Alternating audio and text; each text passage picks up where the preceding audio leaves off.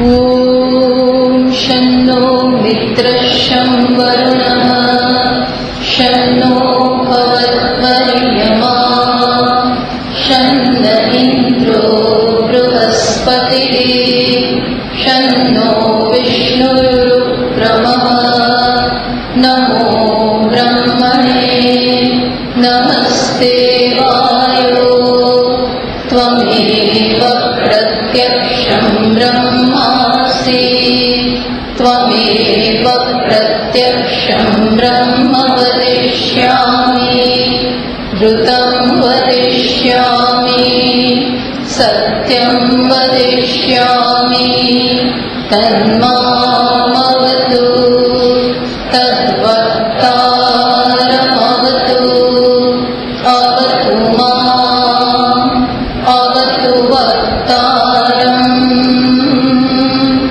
ॐ शान्ति शान्ति शान्तिः ॐ सहना भवतु सहनौ भुनक्तु सह वीर्यं करवावहै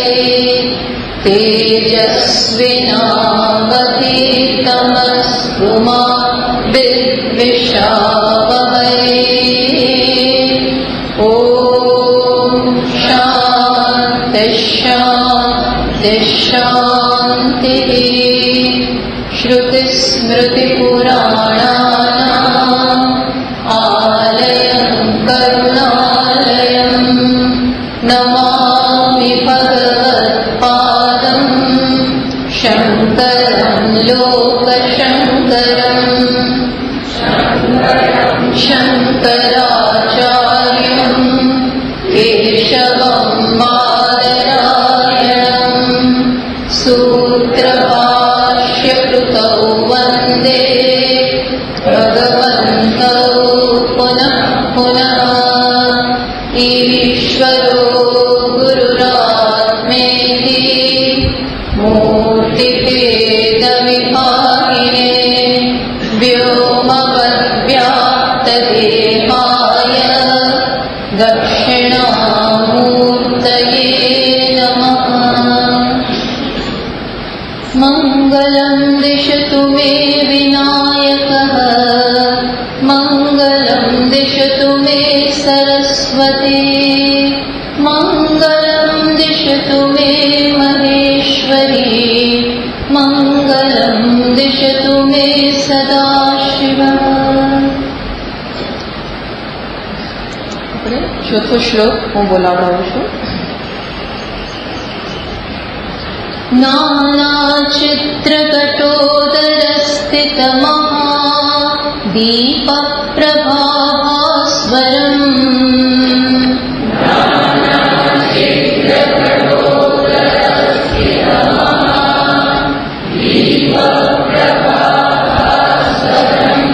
ज्ञानय्यस्य तु चक्षुरादिकरणद्वारा स्पन्दते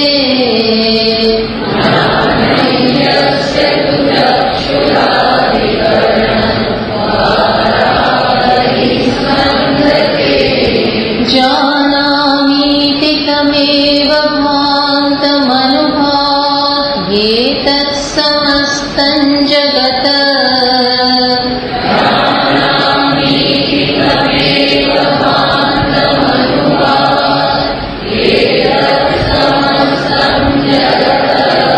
तस्मै श्रीगुरुमूर्तये नमः इदं श्रीदक्षिणामूर्तये।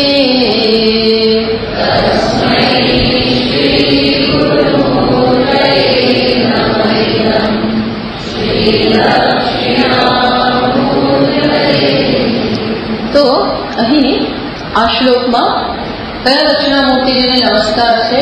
તો કે જે અવભાસક છે, જે સમગ્ર જગતને પોતાના પ્રકાશથી પ્રકાશિત કરે છે અને જે ન હોય તો કશું પણ પ્રકાશિત ન થાય એવા દક્ષિણામૂર્તિને નમસ્કાર. શું કહે છે?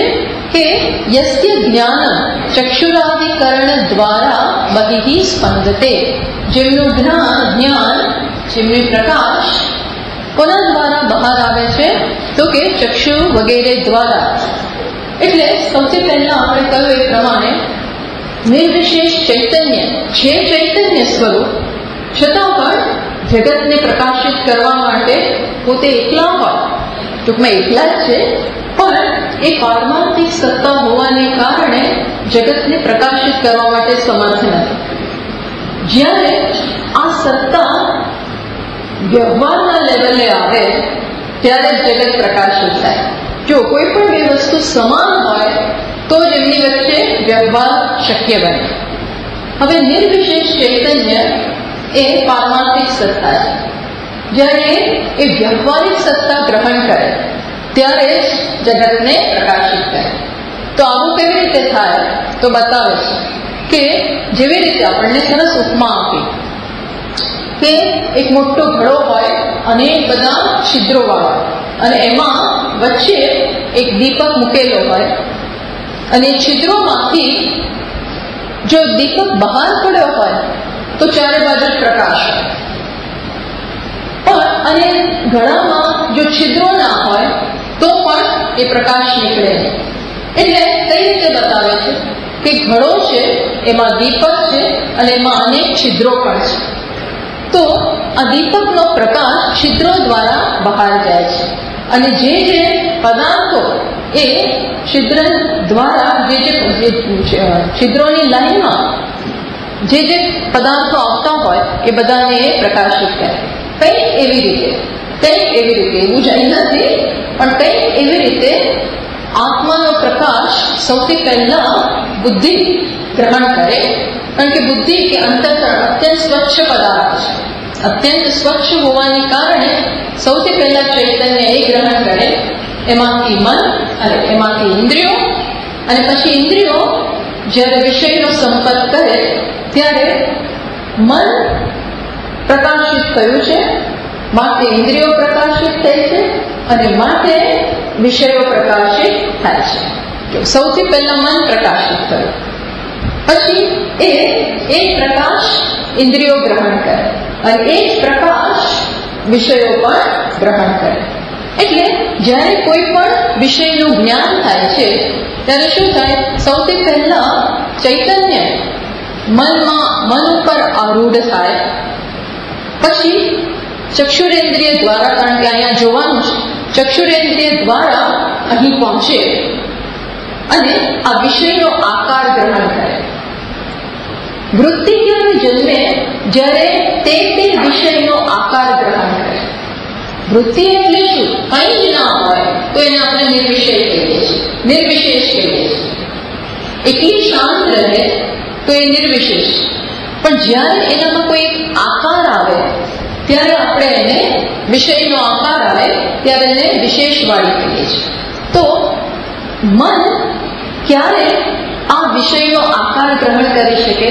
જ્યારે પહેલા પોતે પ્રકાશિત થયું હોય ચૈતન્ય દ્વારા, પછી ચક્ષુરેન્દ્રિય એ જ મન, પ્રકાશિત થયેલું મન ઇન્દ્રિય દ્વારા આ વિષયનો, ઇન્દ્રિયનો દ્વાર તો જોઈએ જ, એ જ અનુસાધન છે, તો એ દ્વારા આ વિષયનો સંપર્ક કરે અને આ ફૂલના આકારની મનમાં વૃત્તિ ઉત્પન્ન થાય.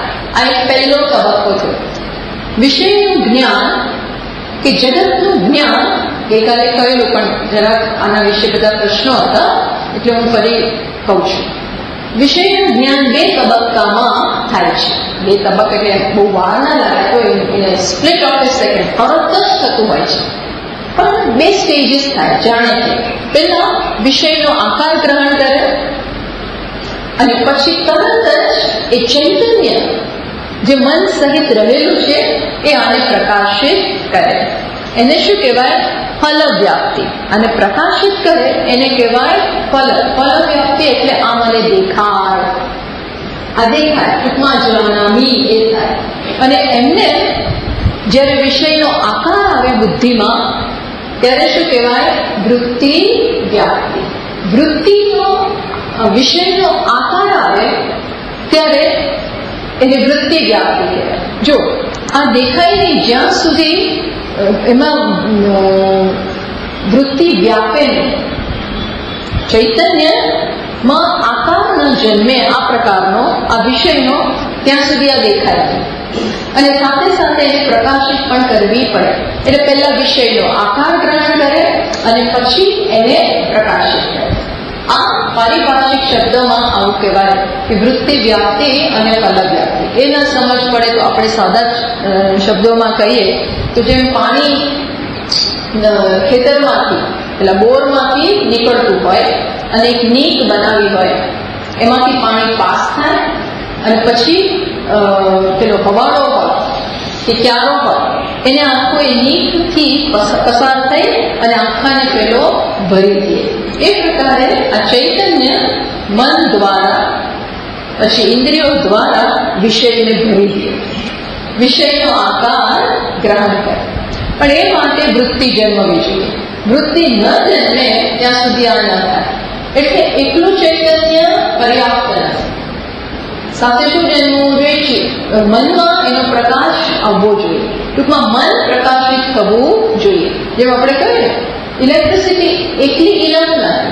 જ્યારે મોટર, પંખામાં રહેલી મોટર એને સંપર્ક થાય પછી જ એ મૂવમેન્ટ રૂપે, ચલન રૂપે એ વ્યક્ત થઈ છે. એકલી ઇલેક્ટ્રિસિટી ઇનફ નથી, એકલી પાંખ પણ ઇનફ નથી. વચ્ચે પેલી મોટર એ પાવરને ગ્રહણ કરી શકવા માટે એ પણ જોઈએ. એટલે આ રીતે ચૈતન્ય જગતને પ્રકાશિત કરે છે. ખ્યાલ આવ્યો? વૃત્તિ વ્યાપ્તિ અને ફલ વ્યાપ્તિ. હવે જો જ્યારે હવે દક્ષિણામૂર્તિના દર્શન કેવા છે? સતત થઈ રહ્યા. જ્યારે આપણે જે વિષયના સતત દર્શન થતા હોય છે, આને જોઈએ, આને સૂંઘીએ, આને સ્પર્શીએ, આને સાંભળીએ, આનો પણ અવાજ, આ બધું જ્ઞાન થાય છે. માત્ર જોવું એ જ્ઞાન નથી, સૂંઘી શકવું એ પણ જ્ઞાન છે, સાંભળી શકવું એ પણ જ્ઞાન છે, સ્વાદ લેવો એ પણ જ્ઞાન છે. આ બધા જ્ઞાન છે પાંચે પાંચ ઇન્દ્રિયો દ્વારા. પણ એ પ્રત્યેક આ બધા જ્ઞાન થાય છે ત્યારે મને કહો કે દક્ષિણામૂર્તિના દર્શન થાય છે કે પ્રકાશ સ્વરૂપ દક્ષિણામૂર્તિના દર્શન થાય જ. કારણ કે એ સિવાય આ જોઈ શકાયું ના હોત, એ સિવાય આનો સ્વાદ લઈ શકાયો હોત નહીં. એટલે જ્યારે જગતનું પાંચે પાંચ ઇન્દ્રિયો દ્વારા કે કોઈ પણ એક ઇન્દ્રિય દ્વારા આપણે એને ગ્રહણ કરીએ છીએ ત્યારે કોને સાથે ગ્રહણ કરીએ છીએ? ગ્રહણ કરીએ છીએ એટલે કોનું જ્ઞાન થાય છે? એ પ્રકાશનું જ્ઞાન થાય છે, એ ચૈતન્ય સ્વરૂપનું જ્ઞાન થાય છે. તમે ઘડાને જો છો ત્યારે માટીનું જ્ઞાન થાય છે. એમાં આ ઘડો માટીમાં તરબોળ છે, માટીથી જ વ્યાપ્ત છે. એટલે જ્યારે આનું જ્ઞાન થાય છે ત્યારે માટીનું જ્ઞાન છે જ. અથવા બીજું સાદું એક્ઝામ્પલ આપણું લૌકિક કે આ ફૂલને જોઈએ છે કે આ બધા પદાર્થને જોઈએ ત્યારે પ્રકાશનું પણ જ્ઞાન થાય જ. એના વગર આ શક્ય જ ન હોય. માત્ર આપણું ધ્યાન ત્યાં નથી. આપણું ધ્યાન ક્યાં છે? આની ઉપર જ. આ કેવું દેખાય છે, આનો શું ઉપયોગ છે, અચ્છા. પણ સાથે સાથે પેલું રહેલું છે અહીંયા, એના તરફ નોંધ હોય તો એ ચૈતન્યને ખરેખર આપણે જોઈએ છીએ. સતત એનો સંપર્ક છે. બોલીએ છીએ, વ્યષ્ટિ લેવલે બોલીએ છીએ, સાંભળીએ છીએ, જોઈએ છીએ, સૂંઘીએ છીએ, જે પણ થાય છે એ ચૈતન્યને કારણે શક્ય છે. અને આનું દર્શન થાય છે વિષયોનું ત્યારે પણ ચૈતન્યને કારણે છે. મયી સર્વવિદમ પ્રોતમ સૂત્રે મયી ગણાવી. એટલે એવું ના માનવું કે માત્ર સત્તા સ્વરૂપે એ છે, ચૈતન્ય સ્વરૂપે પણ છે. આ જ્ઞાન થાય છે એ ચૈતન્ય ઘોષણા કરે કે હું છું. ત્યારે એનું જ્ઞાન થાય ત્યારે ચૈતન્ય કે છે હું છું. અને આ છે ત્યારે શું છે? એ સત્તા રૂપે છે. સમજ પડી? આ છે ત્યારે સત્તા રૂપે સતનું જ્ઞાન થયું. અને આનું જે જ્ઞાન થાય ત્યારે શેનું જ્ઞાન થયું? ચૈતન્ય. પણ વિશેષ આ ઘડો છે એટલે આ છે પણ કોના સહિત આવ્યું? જો હું કહું છું આ ઘડો છે, તો આ છે કોના સહિત વ્યક્ત થયું? ઘડા સહિત. છે સાથે વિશેષણ લાગી ગયું છે, પછી સાથે આવ્યું ઘડો. આપણને પેલું છે કદાચ નથી સમજાયું, પણ ઘડો છે તો છે કન્ડિશન બાય પોટ એવું થયું. પછી આ ઘડો જયારે પ્રકાશે છે ત્યારે એ પ્રકાશ, ઘડો હું જાણું છું, ઘડો હું જોઉં છું, ત્યારે શું જ્ઞાન થયું? એ ચૈતન્યનો જ પ્રકાશ પણ ઘડા સહિતનો, અત્યારે ઘડા સહિત, પછી ક્લિપ સહિતનો. આ ક્લિપ પણ છે એટલે છે એટલે ચૈતન્ય સત પણ, અને ક્લિપ છે એટલે પ્રકાશ સ્વરૂપ. આ જો સમજ પડે તો સત અને ચિત આનંદ પણ છે, પણ અત્યારે આપણે આ બેની વાત કરીએ. આ સત અને ચિત, આ ખ્યાલ આવે છે હું શું કહું છું? તો મોઢું હલાવશું તો મને ખબર પડશે. ખોટું ને ઘણી વાર ખોટું કહેતા, પણ નહીતર આમ એકદમ ટાઈટ રિસ્પોન્સ હોય તો હું સમજી જ ના શકું. બધા એકદમ કડક બેઠા હોય તો મને બહુ ચેલેન્જિંગ લાગે. પછી મને એમ થાય શું થઈ રહ્યું છે આ બધું. એટલે જરાક ન સમજ પડે તો તમારો વાંક નથી, એ મારો વાંક કહેવાય. ભક્તુ રે વહી જાડ્યમ, ભક્તાની જડતા કહેવાય જો શિષ્યને કે શ્રોતાને સમજ ના પડે. એટલે હું પ્રયત્ન કરું છું કે વસ્તુ છે, વસ્તુ કોઈ પણ એમને છે, પણ એમને છે નહીં ખબર કે હું છું ત્યારે ખબર પડે. પણ આ છે, આ છે, આ છે કોની સાથે આવ્યું? ગુલાબ સહિત. ગુલાબ દ્વારા આ છે પણ વ્યક્ત થયું. ગુલાબ આ છે પણ શું છે ત્યારે શું આવ્યું? પર્ટિક્યુલર વિષય ગુલાબ. તો એ પોતાની જાતને જણાવ્યું. કોને કારણે? ચૈતન્યને કારણે. એટલે સત પણ અહીંયા રહેલું છે, ચિત્ત પણ અહીંયા રહેલું છે.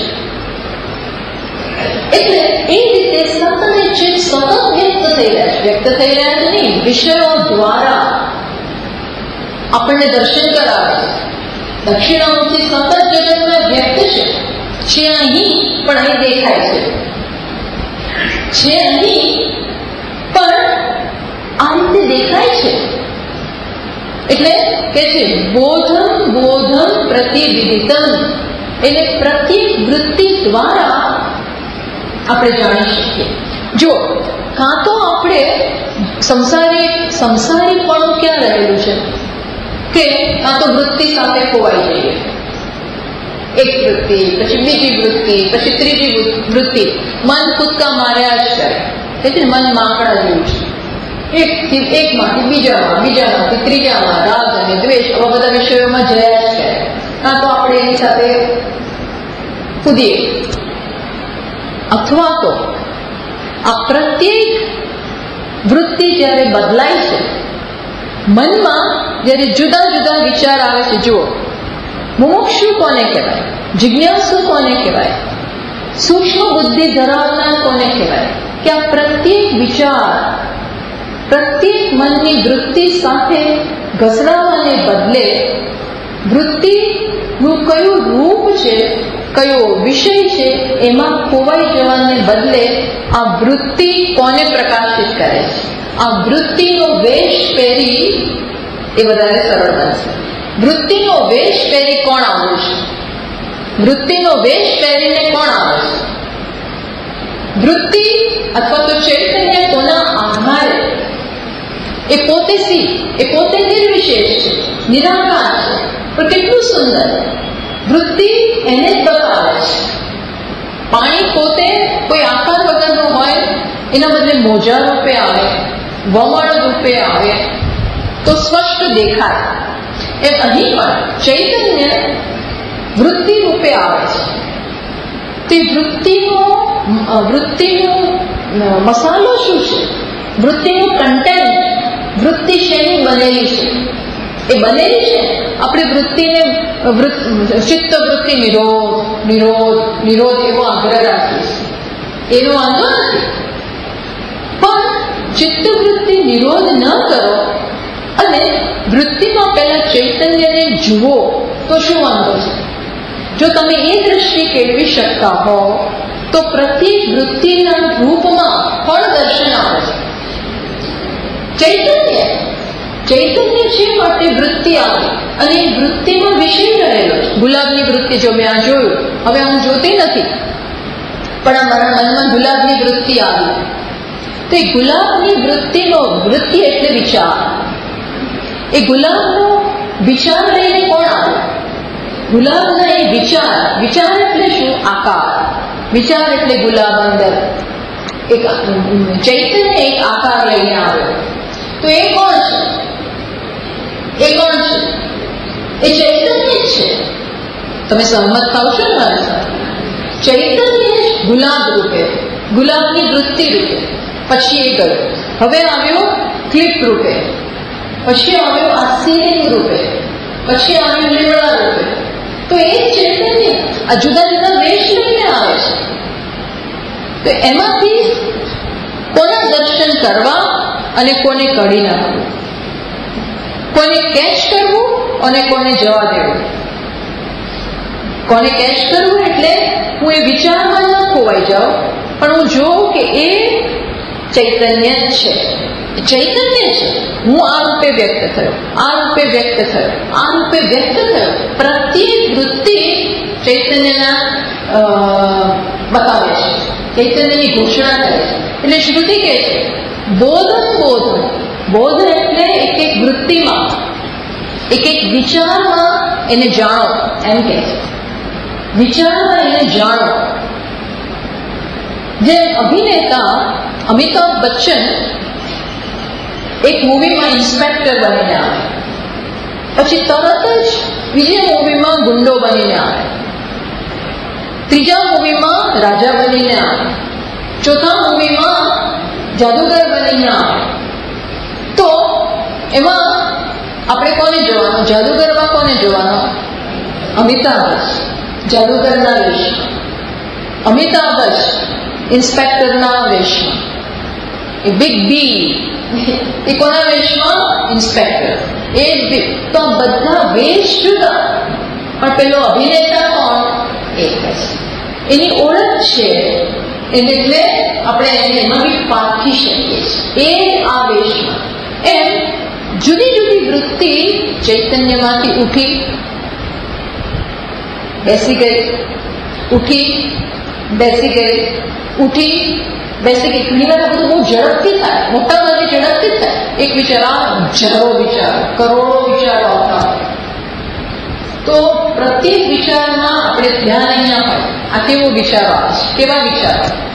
એટલે જ્ઞાની પુરુષ શું કરે? જે વિચાર આવે આવવા દે. સાત્વિક વિચાર ભલે રહે, તામસિક વિચાર આપણે એવું નહીં કરવાનું, તમસને કાઢવાનો પ્રયત્ન કરવાનો. પણ જેની આ ફોકસ આવી ગયું છે, જેની બુદ્ધિ આવૃત્ત થઈ ગઈ છે, સૂક્ષ્મ થઈ ગઈ છે, એ ગમે તેવો વિચાર હોય એમાં પેલા ચૈતન્યને પારખી શકે. અમારે કારણે આ વૃત્તિ, આ ચૈતન્યને કારણે આ વૃત્તિ, અને વૃત્તિ એટલે ચૈતન્ય વધતા નામ અને રૂપ. ચૈતન્ય એક વેશમાં. શ્રુતિ શું કહે છે? આ જ રીત છે એમને જાણવાની. બોધમ પ્રતિવિદિતમ અમૃતત્વમ હિ વિંદતે. એને જ અમૃત પ્રાપ્ત થાય. અમૃત એટલે એને જ્ઞાન થાય. જગતથી ભાગવાની જરૂર નથી. અને એવું ના માન કે આ જગત મને લઈ જશે, નહીં. જગતમાં જો આ આપણી દ્રષ્ટિકોણ હોય કે કોણ છે, કોણ આ વેશમાં આવે છે, કોને કારણે આ જ્ઞાન થયું, તો પ્રત્યેક જ્ઞાન, પ્રત્યેક વિષય, પ્રત્યેક સંજોગ કોને બતાવે છે? ચૈતન્યને. બસ આ હોય તો પછી કશી ચિંતા જ નથી. મનમાં વૃત્તિઓનો પ્રવાહ આવે તો બી ચૈતન્યના દર્શન થાય. આ પ્રકારના દર્શન વિષય સહિતના. પણ વિષયના મૂળમાં શું છે? જો માટીને જોવાની બે રીત છે. કાં તો હું માટીને પિંડ રૂપે જોઉં, અથવા તો જેટલા માટીના પાત્રો હોય એ બધામાં મને માટીના દર્શન થાય. हाँ, એવું આપણે કરી શકતા હોઈએ કે બસ પિંડ સાથે જ રહીએ તો બધો વ્યવહાર કાપી નાખો અને સમાધિમાં રહો. એ શક્ય નથી. અને એટ ધ સેમ ટાઈમ પછી જયારે જગત દેખાય ત્યારે શું કરવું? એને આપણે હેન્ડલ ના કરી શકીએ. એના બદલે બુદ્ધિમત્તા શેમાં છે કે બધા ઘડાઓમાં માટીના વિવિધ પાત્રમાં પણ એ માટીને જોઈ શકવા, એ માટીની એ સમજ પ્રાપ્ત થાય તો બધા જ માટીના પાત્રમાં એ માટીના મને દર્શન થાય. એ માટીના દર્શન કરવા માટે બધા જ માટીના પાત્રોને તોડી નાખવાની જરૂર નથી, એને હડસેલવાની જરૂર નથી. હડસેલવાની જરૂર છે ભલે રહે. કોણ છે એ? છે કોણ? અને આ રીત છે. પ્રત્યેક કોગ્નિશન એટલે નોલેજ. કયું નોલેજ? આ ઘડો, આ પ્લેટ, આ પુરુષ, આ બાળક, આ વૃદ્ધ, આને જુદા જુદા કોગ્નિશન કહેવાય. આ જુદી જુદી વૃત્તિ છે. એના રૂપમાં કોણ રહેલું છે, એની અંદર કોણ રહેલું છે, એની બહાર આખી નાખી વૃત્તિ ચૈતન્યમાં નાઈ છે. એમાં પેલું રસગુલ્લું હોય ને એ શેમાં તરબોળ હોય? ચાસણીમાં. આગળ પાછળ ઉપર નીચે ચાસણી. એમ આ વૃત્તિ, ઘટાકાર વૃત્તિ એ શેમાં? તરબોળ. ચૈતન્યમાં તરબોળ છે. તમને શું એનો વાંધો છે? રસગુલ્લાનો કોઈ વાંધો હોય? રસગુલ્લો ખાઓ, જુઓ, ચાસણી જ દેખાય, ચાસણીનો જ અનુભવ થાય. એમ અહીં પણ આ વૃત્તિમાં ઉપર નીચે આગળ પાછળ કન્ટેન્ટ રૂપે કોણ છે? ચૈતન્ય. અને એ કન્ટેન્ટ વૃત્તિના આકારને કોણ જણાવે છે? પ્રકાશિત કોણ કરે? ચૈતન્ય. એ પ્રકાશ સ્વરૂપ છે. એ પ્રકાશ સ્વરૂપ હોવાને કારણે એને બીજા કશાની જરૂર છે નહીં પ્રકાશિત કરવા. એટલે જગતમાં એક જ પ્રકાશનો સોર્સ ચૈતન્ય, એક જ અસ્તિત્વનો સોર્સ ચૈતન્ય. એ છે અને એ ભાસે છે, માટે જગત છે અને ભાસે છે. ચૈતન્ય છે, it exists, therefore world exists. It shines, therefore world shines. એ છે માટે જગત ભાસે, અને છે માટે જગત છે, અને એ ભાસે માટે જગત ભાસે. જગતનું હોવાપણું અને જગતનું ભાસવાપણું સ્વતંત્ર નથી. અહીંથી હોવાપણું અને અહીંથી ભાસવાપણું આ ઉપાધિમાંથી નહીં, પણ ચૈતન્ય જે મન દ્વારા જગતને પ્રકાશિત કરે છે. ખ્યાલ આવ્યો? અચ્છા, બીજી વસ્તુ, હવે જગત જ્યારે ભાસતું હોય ત્યારે બે વસ્તુની જરૂર પડે. એની વૃત્તિ આવવી જોઈએ અને સાથે ચૈતન્ય એને પ્રકાશિત કરે. પણ જ્યારે આત્માનું જ્ઞાન પ્રાપ્ત કરવું હોય તો શું આવશ્યક છે? જો અત્યાર સુધી અજ્ઞાન હોય ત્યાં સુધી આપણા વિશે વિપરીત સમજ ધરાવીએ છીએ. હું સ્ત્રી છું, આવો રંગ છે, આવી હાઈટ છે, આવું વેટ છે, બ્રાહ્મણ છું, વૃદ્ધ છું, બાળક છું, આવી બધી વિપરીત ગ્રંથિ આત્મા વિશે ધરાવીએ છીએ. તો આવી વૃત્તિના રૂપમાં છે, આ સમજના રૂપમાં છે. તો હવે જ્ઞાન ક્યારે થાય? હવે આ જ્ઞાન ક્યારે થાય? જ્યારે આ વૃત્તિને બદલે દેવોહમ, દેહ છું, બુદ્ધિ હું એટલે આ દેહ, હું એટલે પ્રાણ, હું એટલે ઇન્દ્રિયો, એની જગ્યાએ કઈ વૃત્તિ જન્મે? સોહમ, બ્રહ્માસ્મિ એવી વૃત્તિ જન્મે.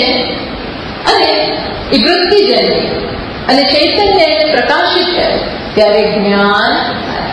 એટલે જ્ઞાન જ્યારે બ્રહ્માકાર વૃત્તિ જન્મે, અખંડાકાર વૃત્તિ જન્મે.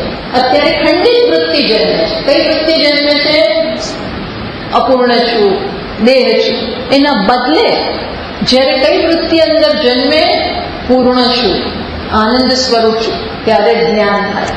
જો આ વૃત્તિ ન જન્મે તો પણ જ્ઞાન ન થાય.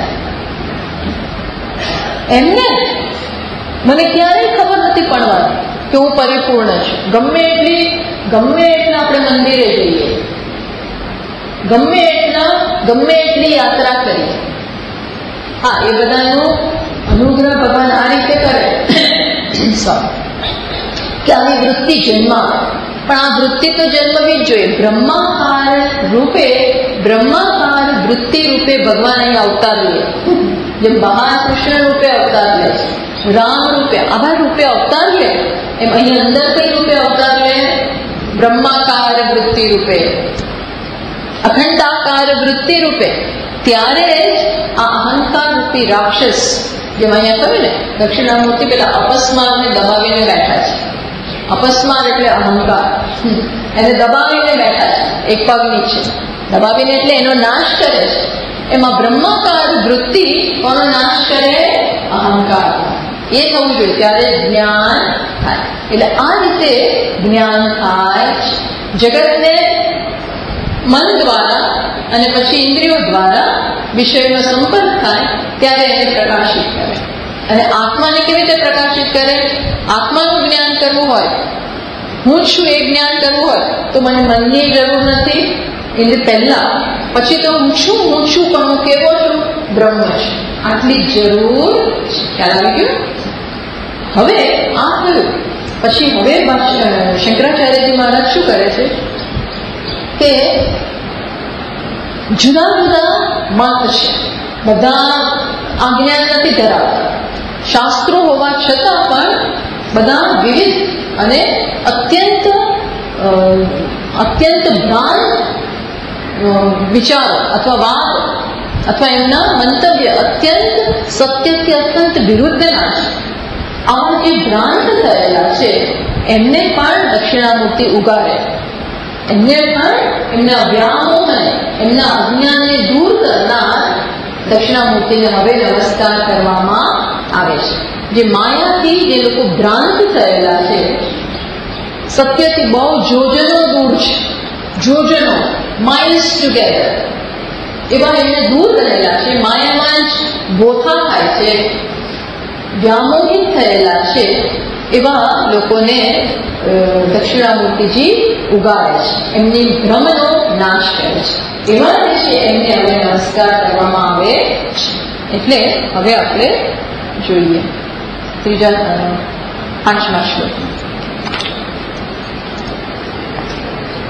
હું બોલાવડાવું છું. દેહમ પ્રાણમપીન્દ્રિયાણ્યપિ ચલા બુદ્ધિં ચ શૂન્યં વિદુઃ.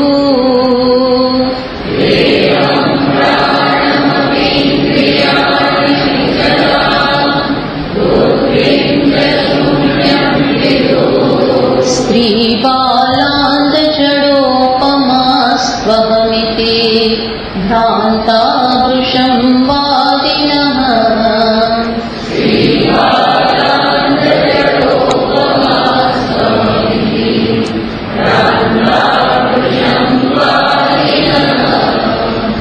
જોડાક્ષર પહેલા જરા જમ્પ આપો. માયા શક્તિ વિલાસ કલ્પિત મહા વ્યામોહ સંહારે.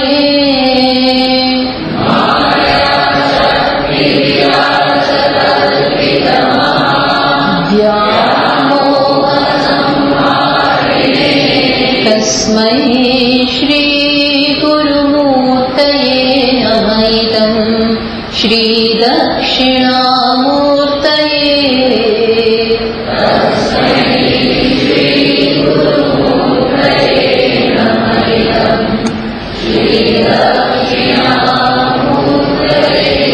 તો શું કરે છે અહીંયા દક્ષિણામૂર્તિજી? અરે શંકરાચાર્યજી કહે છે માયા શક્તિ વિલાસ કલ્પિત મહાવ્યામોહ સંહારિણે. જે માયાની પ્રચંડ શક્તિ છે. હવે માયાની જે આ બાંધનારી શક્તિ છે ને એની વાત કરે છે. માયાની બે શક્તિ છે, આપણે જોઈશું. એક છોડાવનારી શક્તિ એ છે, માયા તો આપતી નથી નહીં. માયાની બે શક્તિ છે, એક બાંધનારી શક્તિ છે અને એક છોડાવનારી પણ છે. તો આ બાંધનારી જે શક્તિ છે એમાંથી જે મુક્ત કરે છે એ વ્યામોહને મોહને દૂર કરનારા જે ગુરુ છે, ભગવાન છે, જે ગુરુ રૂપે પ્રગટ થયેલા છે એને નમસ્કાર. કેવા ભ્રાંત લોકો! અહીંયા સામાન્ય લોકો નથી, આ તો ભલભલા પંડિત લોકોને અહીંયા ભ્રાંત કર્યા છે, આપણા જેવાને નહીં. સામાન્ય વ્યક્તિને ભ્રાંત નથી કહેતા. શું કહે છે કે ભ્રાંતા ભૃષણ ભ્રાંતા વાદિનઃ, બહુ દ્રઢતાથી ખૂબ જ અત્યંત ભ્રાંત લોકો છે. વાદિનઃ એટલે જે ઘણું બધું વિચારી અને પછી નિર્ણય ઉપર આવ્યા, સાવ જે કંઈ જાણતા જ નથી, ટોમ ડિક એન્ડ હેરી એવા નથી. આ કોણ છે કે બહુ બધું વિચાર્યું છે, બહુ બધો અભ્યાસ કર્યો હોય અને પછી શું નિર્ણય ઉપર આવ્યા છે? બધા ખોટા નિર્ણય ઉપર, બધા ભ્રાંત નિર્ણય ઉપર. એવાઓને અહીં દક્ષિણામૂર્તિજી સાચી સમજ આપે છે. એ કેવા છે તો કે છે અહીંયા શંકરાચાર્યજી જરાક પહેલો જ શબ્દ કેવો આવે છે? સ્ત્રી. સ્ત્રી, બાળક, અંદર, જળ અને જળ લોકો જેવા. જળ આવા જે હોય, જો જેની બુદ્ધિ ચાલતી ના હોય, એ આપણે આની વાત કરીએ કે એ ટ્રેડિશનલ મહારાજ બહુ શું કહેવાય ચુસ્ત છે ને. ટ્રેડિશનલ એટલે શું કહેવાય ઓર્થોડોક્સ છે, થોડા ઓર્થોડોક્સ વિચાર ધરાવનારા અને પરંપરાની બહુ ચુસ્તતા એ જમાનો હતો ને. એટલે મેં અત્યારે જોવે તો એવું કદાચ ના કહી શકે, પણ કે છે સ્ત્રી, બાળ. સ્ત્રી એટલે પછી સમજાવો કે બાળક હોય, સ્ત્રી હોય, અંદર હોય, જળ હોય, એના જેવા જે છે, આમના જેવા જે છે, જે કઈ પ્રકારના મત ધરાવે છે કે દેહ જ આત્મા છે. દેહ જ આત્મા. બીજા કેવો મત ધરાવે છે? પ્રાણ જ આત્મા. બીજા વળી શું કે છે? ઇન્દ્રિયો જ આત્મા. ઇન્દ્રિયાણી આપી અચલામ બુદ્ધિ. અચલામ બુદ્ધિ એટલે ક્ષણિક વિજ્ઞાન. ક્ષણિક વિજ્ઞાન એ પણ એક મત છે, એને જ આત્મા માને છે. શૂન્ય, સૌથી આમ સૂક્ષ્મ પણ આમ કશું નથી, એને જ આત્મા માને. શૂન્ય, વોઇડ, કઈ છે જ નહીં, બસ એ જ સત્ય છે. આવું માનનારા જે છે, જે કોના સમાન છે? સ્ત્રીના સમાન, કે પછી જળના સમાન, કે પછી બાળક સમાન. જે સમજી શકશે એવા જે છે એમને જે કેવા છે પાછા વૃષણ ભ્રાંતા વાદિનઃ. પાછું મેં કહ્યું એ પ્રમાણે ઘણો અભ્યાસ કરે, આવા નિર્ણયો ઉપર આવ્યા છે અને એવા ચુસ્તતાથી પોતાના વિચારોને વળગી રહે છે કે જલ્દી એમને એમાંથી મુક્ત કરવા મુશ્કેલ છે. અને આ બધું કોને કારણે? માયાનો વિલાસ. માયાએ એમને એવા ભ્રાંત કરેલા છે કે એમાંથી છૂટી શકતા નથી. નું કારણ બીજું છે કે એ ઈશ્વરને શરણાગત નથી. એટલે માયા છોડાવે ને, માયા ત્યારે જ છોડાવે વિદ્યા માયા ઈશ્વરની શરણાગતિ હોય, આ પ્રકારની નમ્રતા જીવનમાં હોય, શ્રેષ્ઠ તત્વ એક છે, આ બધું નહીં, આ તો ઉપર સપાટીનું છે, આ બધાનું કરનારું કોઈ છે, આવી કંઈક સમજ ના હોય, સૂઝ ના હોય, શ્રદ્ધા ના હોય તો માયામાંથી મુક્ત થવું અશક્ય છે. એ માયા જ મુક્ત ના થવા દે. માયા જ મુક્ત ના થવા દે. આપણે અંદર અંદર ગોળ ગોળ અને પાછું એમ લાગે ભૂત સાચો મારા જેવું મહાન કોઈ નહીં. ને જે જાણે કે મને ખબર નથી એને ખબર પાડી શકાય. જેને ખબર હોય કે મને ખબર નથી એને ખબર પાડી શકાય. પણ જે એમ હોય, ગર્વ હોય, મને બધી ખબર જ છે, એમને શું ખબર? હું તો એનાથી વધારે જાણું છું, મારે કંઈ ભણવાની જરૂર નથી, મારે કંઈ જવાની જરૂર નથી, હું જાતે બધું કરી શકું છું, મને વ્યાકરણ આવડે, મને પેલું આવડે, મને ભાષા આવડે, મને આ આવડે, તે આવડે. મેં બહુ વિચાર કર્યો છે, મેં બહુ સમય કાઢ્યો છે. ભ્રાંતા, વૃષણ ભ્રાંતા વાદિનઃ. આ સામાન્ય લોકો નથી, આ સામાન્ય માણસો જ નથી. સામાન્ય તો બહુ સારા, સામાન્ય બધાને સારા.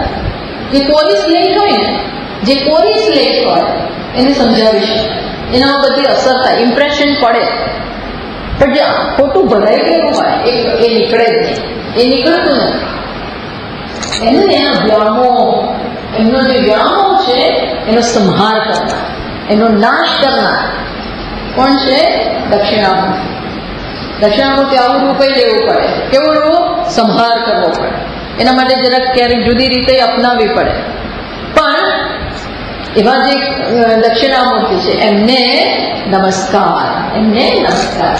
એટલે હવે આપણે જોઈએ કેવા છે આ બધા? તો કે દેહ, પ્રાણ, ઇન્દ્રિય. મેં કહ્યું એ પ્રમાણે સ્ત્રી એટલે કોઈ ઉપાધિની વાત નથી થતી. આ બધા લોકો જોડે સરખાવે કે આમની જેમ, આમ મૂરખ લોકોની જેવા. પણ સ્ત્રીનો અર્થ અહીંયા શું થાય છે? આપણે આવી રીતે જ સમજવું પડે. કારણ કે સ્ત્રી તો માતા છે, બુદ્ધિમાન છે, ગાર્ગી જ થઈ ગયા એ જમાનામાં. ગાર્ગી આ બધા મોટી મોટી બધી વિદુષીઓ થઈ ગઈ. એટલે સ્ત્રી એટલે કોઈ ઉપાધિ નહીં, પણ સ્ત્રી એટલે એક સ્વભાવ. કંઈક સામાન્ય રીતે જોઈએ તો સ્ત્રીનો સ્વભાવ કેવો હોય? લાગણીશીલ. અને ઘણીવાર લાગણીના પ્રવાહમાં માણસ વિચારી ન શકે જાજો. એના માટે લાગણીમાં અટકી જતી સામાન્ય રીતે એવું જોવામાં આવે. બુદ્ધિ લાગણીથી પ્રભાવિત થઈ જાય. એ વિચારી ન શકે. જે સત્ય હોય એ એટલું અગત્યનું ન હોય, પણ લાગણી અગત્યની બની જાય. એટલે એની પાછળ પેલું સત્ય છુપાઈ જાય. એના માટે અગત્યનું શું બની જાય? લાગણી. તો હું તમને કહું, એવું નથી કે પુરુષમાં આ પ્રકારની સ્ત્રી હોય છે. પુરુષમાં પણ આવી સ્ત્રી કેવી? જેનું લાગણીમાં ખોવાઈ જતી હોય, જેના માટે બુદ્ધિ નહીં પણ લાગણી, જેનો આપણો અહંકાર તીવ્ર હોય, મમકાર તીવ્ર હોય, આ બધું હોય ત્યારે શક્ય છે આપણે આવી રીતે ખોવાઈ ગયેલા છે. તો આ સ્ત્રી જ કહેવાય. અને સ્ત્રીમાં આવો પુરુષ હોય, બુદ્ધિ એટલે સમજને, ઇન્ક્વાયરી, ક્વેસ્ટ, સત્ય શું છે આ બધા કરતા મારું હૃદય શું કહે છે ને, પણ સત્ય શું કહે છે. ઘણીવાર આપણું હૃદય આવા બધામાં ખોવાઈ ગયું હોય છે અને એ જડતાથી એક વસ્તુને પકડી રાખતું હોય છે. પણ જે પેલાને વરેલા હોય, સત્ય શું છે, શાસ્ત્રો શું કહે છે, મહાત્માઓ શું કહે છે, અને એ પ્રમાણે પછી મારું મન શું કહે છે, એ ગૌણ બની જાય. આ રાઈટ અપ્રોચ. એ અપ્રોચ ના હોય તો આપણને સમજ ના. આપણે કોને પ્રાધાન્ય આપીએ છીએ? આપણા અનુભવો ઉપરથી જે નિર્ણયો ઉપર આવ્યા છે એને પ્રાધાન્ય આપીએ છીએ કે ભાઈ પૂછો તો ખરા મહાત્માઓને, જરા જાણકારોને તો પૂછો.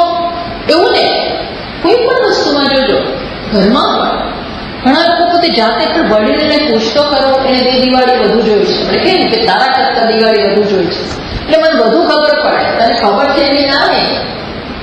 આપણે MBA હોય ને બધું જતની ડિગ્રીઓ પર આપણે એના પપ્પા મેટ્રિક સુધી જ ભણેલા હોય પણ એને બધું સમજ હોય, કારણ કે અનુભવ છે, ડહાપણ છે વર્ષોનો. એટલે આપણા દેશમાં એજને, જે ઉંમર છે એને માન છે. કેમ? કે સમય ગયો છે, એટલો અનુભવ મેળવ્યો છે. અને અનુભવ મોટી પૂંજી છે જેના ઉપરથી કેટલોય નિષ્કર્ષ નીકળ્યો હોય, જે ચોપડી બાળી ના નીકળે. ઘણી વાર બની શકે પેલા એવી સંજોગો સામે આવ્યા હોય અને એમાંથી રસ્તો કાઢીને ઉકેલો શોધ્યા હોય. He knows more sometimes, most of the times એવું બની શકે. એટલે એને પૂછો તો ખરા ભાઈ આમાં શું કરવાનું. ઘણી વાર દાદીમાને પૂછવું જ પડે. પેલું બાળક એવું, એને નાનું બાળક હોય એ રડ્યા જ કરે. આપણી કોઈ ડોક્ટરની દવાઈ કામ ના કરે, પણ પેલું કંઈક સારું કહી દે, દાદીમાં કંઈક સારી વાત કરી દે કે આવું ઘોડે પીવડાય એટલે સારું થઈ જાય. દાદીમાનું પેલું આવે છે ને વૈદ્ય કે જે કહેવાતું, એ શેમાં એને કરેલું છે. આવી કેટલા એને બાળકો થઈ ગયા હોય, કેટલા એને કરેલું, બધું બહુ કરેલું હોય એટલે બધી ખબર હોય. પણ ના, તમને ના ખબર પડે. ડોક્ટરે આમ કીધું છે, હવે આમ કીધું છે, હું માનું જ નહીં એનું. આ તો જસ્ટ એક સાદું દૃષ્ટાંત હું આપું છું. એમ ઘણી વાર આપણી જડતા હોય છે. તો મેં કહ્યું એ પ્રમાણે પુરુષમાં આવી જડતા હોય, અને સ્ત્રીમાં પણ હોઈ શકે. એટલે અહીં સ્ત્રી એટલે કોઈ ઉપાધિ નહીં, પણ સ્વભાવ. અન્ડરસ્ટેન્ડ, સ્વભાવની વાત કરીએ છીએ. એ સમજી ના શકે. એવો સ્વભાવ હોય તો સમજાવવું બહુ મુશ્કેલ, એ સમજ ના પડે. અને સ્ત્રીઓમાં પણ આવો સ્વભાવ, ઇન્ટેલિજન્સ હોય તો ઘણા પુરુષ ઉપાધિ કરતા એ આગળ નીકળેલી હોય, બની શકે. એટલે સ્ત્રી એટલે બાળક તો બાળક જ છે, એ તો હજી નાનું જ છે. એટલે બાળક બુદ્ધિ કહીએ ને, ચાઇલ્ડિશ. હવે મોટા શરીરમાં પણ ચાઇલ્ડ હોય, બહુ મોટા માણસમાં એક ચાઇલ્ડ રહેલો હોય. ઘણી વાર સમજે ને, હોઈ શકે એવું જોઈએ છીએ ને આપણે, કે બહુ મોટા હોય તો એને આપણે કહીએ હવે નહીં સમજે, હવે ગયું, હવે બધું ગયું છે, હું એવું બોલીશ નહીં કાંઈ. પણ એવું હોય શકે. અને અંદર તો અંદર છે, જેમ ધૃતરાષ્ટ્ર અંદરથી અંધ અને બહારથી અંધ. સમજ્યા જ નહીં છેક સુધી કેટલું થયું, તો પણ ત્યારે બહારથી પણ અંધ, ચર્મચક્ષુથી અને પ્રજ્ઞાથી પણ અંધ જ રહ્યા. મોહથી અંધ જ. પોતાના બાળકો પ્રત્યેનો મોહ હતો.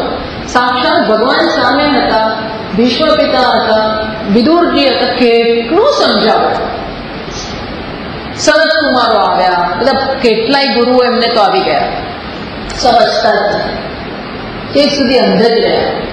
ત્યાં પછી કશું ના ચાલે. ભ્રાંતા દૃશ્યમ ભ્રાંતા, એમ પછી જળ એટલે તો જળ બુદ્ધિનો છે, જળ છે, નહીં સમજે, નહીં જ સમજે. જળ શબ્દ આપણે લૌકિક પાર્લાન્સમાં વાપરીએ, જળ છે. જળ છે એટલે ત્યાં અટકી ગયો, ત્યાં હવે કસનો મસ નહીં થાય કે એના વિચારમાં તે આગળ પાછળ થશે જ નહીં. એને કહેવું વ્યર્થ છે, આપણે કહી દઈએ એને કહેવાનું વ્યર્થ છે, એ નહીં માને, નહીં સમજે. Because is not open. એ ઓપન થવા માંગતા જ નથી. We are not ready to consider શું કહેવાનું છે, બીજો શું મત છે, એ કન્સિડર કરવા તૈયાર ના હોય. એમાં આપણું અભિમાન હોય, બની શકે, જડતા હોય, મોટા ભાગે અહંકાર હોય. અચ્છા, આવા લોકો અને આ કેવા છે? જે વાદી એટલે શું? બહુ ભણેલા છે, બહુ ભણેલા હોય, અભ્યાસ કર્યો હોય, ગુરુકુળમાં ગયા હોય. અહીંયા લખે છે કે પ્રજ્ઞાવાનપી પંડિતોપી ચતુરોપી અત્યંત સૂક્ષ્માંત ધ્રુવ. આ કોણ છે? બહુ પ્રજ્ઞા ધરાવે છે, કોઈ સામાન્ય નહીં, ઘણી બધી પ્રજ્ઞા ધરાવતો હોય. ચતુર પણ બહુ હોય, આમ બહુ ચતુર હોય, પણ કેમ બોટલમાં પૂરવા કે ઉતારો કે એને બધું બહુ હોશિયાર હોય. વ્યવહારિક કુશળતા બધી બહુ હોય, બહુ હોશિયાર લોકો હોય. ચતુરોપી અત્યંત સૂક્ષ્મ, આમ બધી સમજ બહુ પડતી હોય, પણ અહીંયા ભૂલ કરી નાખે. એને તમસનું એવું, માયાનું એવું દ્રઢ આવરણ છે કે શું છે? અહીં લખે છે કે જે પોતે માને છે એને દ્રઢતાથી પકડી રાખે. હંતા સૌ પ્રબલા દુરંત તમસઃ. આ માયાની એ પ્રકારની શક્તિ છે, અવિદ્યા માયા એવી ગાઢ છે કે સમજાવવા છતાં એ સમજી શકે એમ છે નહીં. એ શક્તિની અહીં વાત કરે છે, અને એ શક્તિએ જેમને ગ્રસ્ત કર્યા છે એની વાત કરે છે. હવે કઈ પ્રકારના વિચાર ધરાવે છે એ આપણને મુખ્ય જે બધા વિચારો છે એ કહે છે. મુખ્ય એમના વાત, મુખ્ય એમની કન્ક્લુઝન્સ, નિર્ણય કેવા છે? તો કે છે દેહ જ આત્મા છે. એમને કઈ પ્રકારની સમજ છે કે આ દેહ જ આત્મા છે. અત્યંત સ્થૂળ, આ ચાર્વાક મત છે. અત્યંત સ્થૂળમાં સ્થૂળ મત આ છે. જો આપણે આપણી અંદર ક્યારેક જોઈએ ને તો આપણે બી કદાચ આવો મત સ્પષ્ટ એવો આપણો મત ના હોય, પણ એ સમજ જીવનમાં વ્યક્ત થતી હોય. દેહ જ આત્મા છે, અને જેને આત્મા માનું એના તરફ જ મારું મહત્વ હોય. ત્યાં જ મારી બધી સમય અને શક્તિ બધી રેડાતી હોય. આ લોકો શું માને છે? આ વાદી લોકો કે દેહ જ આત્મા છે. કેમ? કારણ કે એ પ્રત્યક્ષ છે. આનાથી સૂક્ષ્મ શું પ્રત્યક્ષ છે? એ લોકો પ્રત્યક્ષને પ્રમાણ માને. કયું સાચું છે? જે દેખાય. જે દેખાય એ જ સાચું, એનાથી વધારે કશું સાચું નથી. તો એ લોકો તો શેને સાચું માને? 4 મહાભૂતોને સાચા માને છે. આકાશ એ દેખાતું નથી એટલે આકાશને ગણતા નથી. કયા 4 ભૂતોને પ્રમાણ સાચા માને છે? વાયુ, અગ્નિ, જળ અને પૃથ્વી. બસ આ 4 મહાભૂતોને સાચા માને છે. જે દેખાય એ સત્ય છે.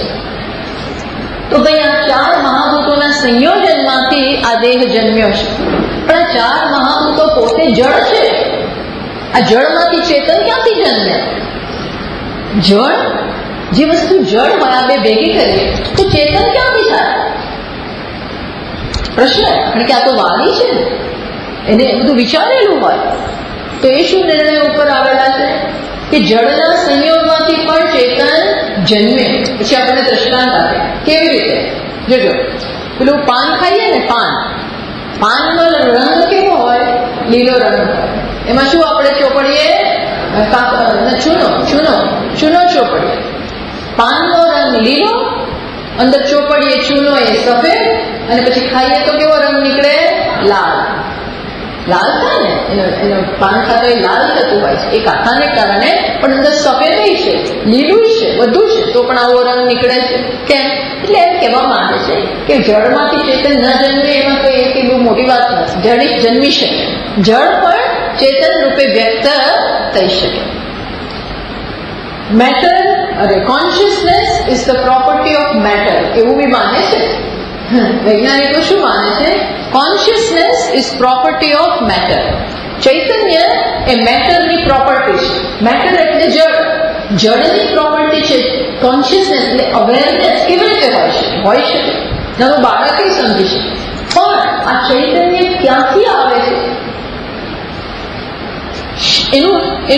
એ ક્યાંથી, મીન્સ એનું શું કારણ છે એ ખબર ન હોવાને કારણે આ જ દેખાય છે. એટલે આમાંથી જ આવેલું હોવું જોઈએ. જો પ્રમાણથી દૂર જાઓ, પ્રમાણભૂત જે વસ્તુ છે એનાથી દૂર જાઓ તો કેટલી લપસણી ભૂમિ છે, ક્યાં તમે ખોવાઈ જાઓ. અને આવા એક વખત આવા બધા વિચારો હોય તો ક્યાંય મુક્તિની કોઈ શક્યતા નથી. એટલે આવા વિચાર પછી મારા જીવનનું નિયંત્રણ કરે. માત્ર વિચારના સ્તરે આ નથી રહેતું. એ આપણે જે વિચાર ધરાવીએ છીએ, જે માન્યતા, બહુ સિરિયસ વસ્તુ છે.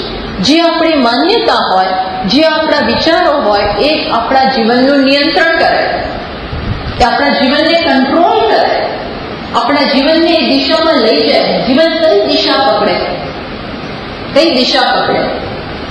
જ્યાં હું એને લઈ જાઉં.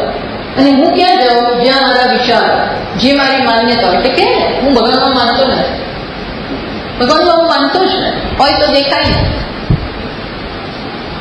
તું માનતો, તું કોણ? કયો મોટો છે? તને કેવી રીતે એવું કહી શકે તું માનતો નથી? પણ એકદમ બાલિશ કા. આ શું છે? ચાઇલ્ડિશનેસ. તમે આ કહેવા માટે સમર્થ નથી કે હું માનતો નથી. આ કઈ રીતે તમે સમર્થ છો આવું કહેવા માટે? હું ભગવાનમાં માનતો જ નથી. હોય તો દેખાય માટે હું માનતો નથી. એટલે શ્રુતિ શું કહે છે ખબર છે? અસન્નેવ ભવતિ. એ અસત બની જશે. જો અસત છે એમ કે એનું, કારણ કે એની માન્યતા એવી છે કે ઈશ્વર છે ને, એટલે હોવાપણું છે જ, તો એનું જીવનમાં પણ એ જ દેખાશે. એના જીવનમાં પણ આ એની માન્યતા કોઈને કોઈ રૂપે વ્યક્ત થવાની જ. આપણી જે માન્યતા છે વિચારોના સ્તરે, એ આપણા જીવનમાં આખા જીવનમાં વ્યક્ત થાય છે. આપણો સ્વભાવ એવો બને, આપણું આચરણ એવું બને, આવું બને જ. તો આ શું માને છે? દેહ જ આત્મા છે, દેહ જ આત્મા છે. અરે ભાઈ, આ તો તમારા નજર સામે તમે વ્યક્તિને જતા જુઓ છો, ભસ્મીભૂત થઈ જાય. તો આત્મા આવો કે જાવ આમ નાશ થઈ જાય, રાખ થઈ જાય, એને આત્મા કહેવાય. એટલે જરા પણ માણસ વિચારે એની બુદ્ધિથી તો સ્પષ્ટ જોઈ શકીએ કે આ દેહ આત્મા હોય જ ના શકે. અને એકનો આત્મા લાંબો, એકનો આત્મા પહોળો, એકનો આત્મા કૃશ. આ કેવી રીતે હોઈ શકે? પણ આ સ્વભાવ, બસ દરેકનો જે સ્વભાવ છે એ જ સાચું છે, સ્વભાવ પ્રમાણે બધું ચાલે છે. આ જળ શરીરમાં આમ ચેતન વ્યક્ત થાય તે સ્વભાવ છે, બસ એ સ્વભાવ છે. એટલે જાજુ વિચારવું જ ના આપણે, એવું કહી દો ને, બસ દરેક વસ્તુ એના સ્વભાવ પ્રમાણે ચાલે છે. પાણી વહે એ એનો સ્વભાવ, એમાં કંઈ જાજુ વિચારવાની જરૂર નથી. અગ્નિ બળે એનો સ્વભાવ. પ્રત્યક્ષ છે ને આ વસ્તુ, આવું માનનારા છે. કોણ? ચારવા, બેને જ આત્મા માનનારા. એટલે જો આવું માનો તો તું કેમ અહીંયા જન્મ્યો, તારા નસીબ આવા કેમ છે, તને જ આવું કેમ થાય છે અને બીજાને નથી થતું? આવું આ પ્રશ્નનો શું જવાબ હોય? કારણ કે આ જ આત્મા છે, પાછળ કશું નથી, પહેલા કશું નથી, બસ આ ટપકી પડ્યો એ જ. અને કેમ ટપક્યો એનો કોઈ જવાબ નથી. આજ હું અહીંયા કેમ, આ દેશમાં કેમ, ધારો કે સાઉથ આફ્રિકાના ખૂણા જન્મ્યો તો કેમ, હવે આવી જગ્યાએ તમે જન્મ્યા, કોઈ આનો જવાબ નથી એમની પાસે. મારી સાથે કેમ આવું થઈ રહ્યું છે, બીજા સાથે કેમ નથી થતું? આ દેહ જન્મ તો કયા જવાબ છે? જ્યારે શાસ્ત્ર પ્રશ્ન આપણને થાય છે કે કેમ આવું થાય છે, આ બધું કરીએ છીએ, આનો જવાબ આપવો પડશે. આ બધું જે કરીએ, બાકી એને તો હવે કોઈ વિચારવાની જરૂર જ નથી. જે કરવું એ કરો, છે આ જ છે, જે છે આ છે. મારું હોય તો મારી નાખો, મને જે જોઈએ, મારા માટે જે અનુકૂળ હોય એ બધું કરું. મારો કોઈ જવાબ તો આપવાનો નથી. I am not going to be answerable, I am not responsible. કારણ કે આ જ છે, 70, 80, 90, 100 વર્ષ જે છે આ કરી લો, મજા. By fair means or foul. સાચા રસ્તે મળતો હોય તો લઈ લો, અને ન મળે તો બીજાને મારીને પણ. કારણ કે પછી ક્યાં છે? આ જ છે, જે છે આ છે. એટલે દેખાય છે ને બધું, આ બધું દેખાય છે. માણસ આ હદ સુધી જાય, ગમે તે કરે, ગમે તે કરતા પણ અચકાય નહીં. For his own goodness, for his own comfort, પોતાના જ કમ્ફર્ટ માટે, પોતાની જ સુખાકારી, કંઈ પણ કરતા અચકાય નહીં. એની પાછળ આવી કોઈ વિચારધારા છે, એને કોઈ ડર જ નથી. એને જો ડર હોય કે આનું આ મન છોડવાનું નથી, મારે પછી આ બધું મને છોડશે નહીં, અને આજે જે થઈ રહ્યું છે એ કશાક પાસ્ટના કારણે આવી ખબર હોય તો માણસ જરા ઊભો રહે. પણ આ તો શું, દેહ જ આત્મા છે. અત્યંત સ્થૂળ વિચારધારા છે. એટલે ગમે એટલી ઉંમર થાય, જવાનો ટાઈમ આવે તો પણ હજી વિશ્વમાંથી ઉપર તો થાય છે. આપણે જોઈએ છીએ આ કશાની ટીકા નથી. જો આપણે તો જો ટીકા કરવા નથી બેઠા, આપણી સમજ માટે આપણે કહીએ છીએ. કોઈની ટીકામાં આપણને શું રસ હોય? પણ આ એટલા માટે કે જે અહીં છે એ પછી ધીમે ધીરે મારા વ્યક્તિત્વમાં આવે છે. છેક સુધી આપણે ઇન્દ્રિયોના સ્તરે જ રહીએ એ જ અગત્યનું હોય. પેલું બીજું અગર આનાથી વધુ કંઈ હોય એની કલ્પના નથી. અવિદ્યાયામ અંતરે વર્તમાના, અવિદ્યામાં ગળા ડૂબ છે, શ્રુતિઓ બધું જાણે છે. સ્વયં ધીરામાં પંડિતમ મન્યમાના, હું ધીર છું, હું જ વીર છું. એ શું ખબર પડે? મને જ ખબર પડે, મારી સ્ટ્રેટેજીઓ છે, મને આવડે છે કેમ મેળવવું, કેમ એન્જોય કરવું. તમને ક્યાં કશું આવડે? તમને શું જીવનને માણતા જ ક્યાં આવડે છે? એમને એવું લાગે કે આ બધા શું સંન્યાસ લઈ લે, આ કરે તે કરે, આ તો બધું ભાગી જવાનું છે. તમને શું કંઈ આવડતું જ નથી. આવી બધી માન્યતાઓ. બીજા શું જે માને છે પ્રાણ જ આત્મા છે. પ્રાણ, હવે પ્રાણ એટલા માટે કે આ પ્રાણથી જ શરીર ચાલે છે. શ્વાસોશ્વાસની આ પ્રક્રિયાથી શરીર ચાલી રહ્યું છે. એટલે શું માને છે કે એને કારણે શરીર ચાલે છે, એટલે એ જ આત્મા છે. એટલે ઘણા લોકો આમ જોવે ક્યાં ચાલે છે કે નથી. આપણા કોઈને ચિંતા થાય ને તો આપણે જોઈએ શું છે, ચાલે છે કે નથી ચાલે. જયારે બાજુમાં જઈને જુઓ તો કે આ જ છે, એની ના નથી. પણ આ પ્રાણ તો પોતે જળ છે. પ્રાણ જળ છે, જે આ ક્રિયાશક્તિ જળ છે, એમાં ચેતન નથી. ચેતનના અનુગ્રહથી ઉર્ધ્વમ પ્રાણમ ઉન્નયતી અપાનમ પ્રત્યગસ્યતી. શ્રુતિ કહે છે આ પ્રાણને ઉપર કોણ લઈ જાય છે, નીચે કોણ લઈ જઈ શકે છે? એ ચેતન છે, પેલું ચૈતન્ય છે, એને કારણે. પણ આવી ખબર નથી, પ્રાણ જ છે. કારણ કે પ્રાણ હંમેશા જાગ્રત રહેશે. ક્યારે? જાગ્રતમાં જાગ્રત, સ્વપ્નમાં જાગ્રત, સુષુપ્તિમાં પણ જાગ્રત. સુષુપ્તિમાં પ્રાણ જતો નથી રહેતો. સુષુપ્તિમાં પ્રાણ જતો રહે તો શું થાય? આપણે સુઈ જઈએ અને ગયા, સુઈ ગયા એટલે રામ રામ ના. સુષુપ્તિમાં પણ આ મન સુઈ જાય, ઇન્દ્રિયો સુઈ જાય, બુદ્ધિ સુઈ જાય, અહંકાર એ સુઈ જાય, લય પામે. કોણ લય નથી પામતું? પ્રાણ ચાલુ હોય છે. ચાલુ હોવા છતાં જળ તો ખરો છે. એ જળ છે, એને સમજ નથી. એ તો એક સૂક્ષ્મ શરીરનું એક અવયવ છે, એક ઘટક છે. પણ લોકો આને પણ પ્રાણ, આને પણ આત્મા માનનારા. આ બધા ચારવાક મત જ છે. ઇન્દ્રિયો પણ આત્મા જ છે. ઇન્દ્રિયો આત્મા હોય તો આ દેહમાં કેટલા આત્મા થયા? સોરી, આપણો સમય થઈ ગયો. ઇન્દ્રિયો જો આત્મા હોય તો આ દેહમાં કેટલા આત્મા થયા?